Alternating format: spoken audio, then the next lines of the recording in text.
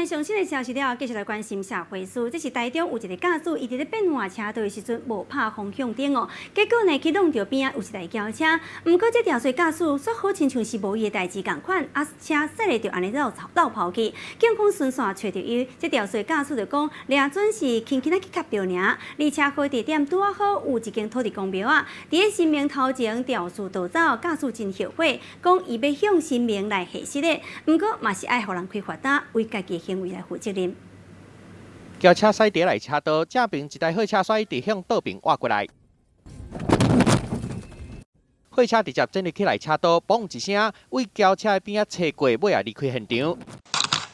轿车后下一个正边把昆尼啊断去，玻璃破去，钣金嘛去找到。警方调看监视器，无到3点钟的时间就掠到货车的驾驶。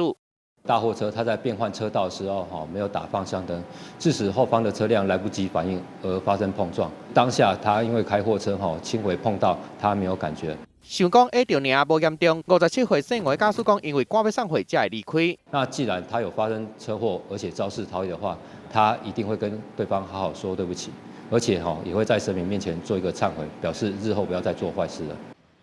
代志就发生在台中北屯的松德路，这个所在边啊拄啊好有一间有190年历史的土地公庙。货车驾驶真后悔，佮讲会去土地公头前认罪。不过警方也是身体新民处罚驾驶，换车道无拍方向灯，上济罚3600；人下着佮走去，上济罚3000，佮要吊驾照3个月。即摆就算后悔嘛，袂负啊！记者综合报道。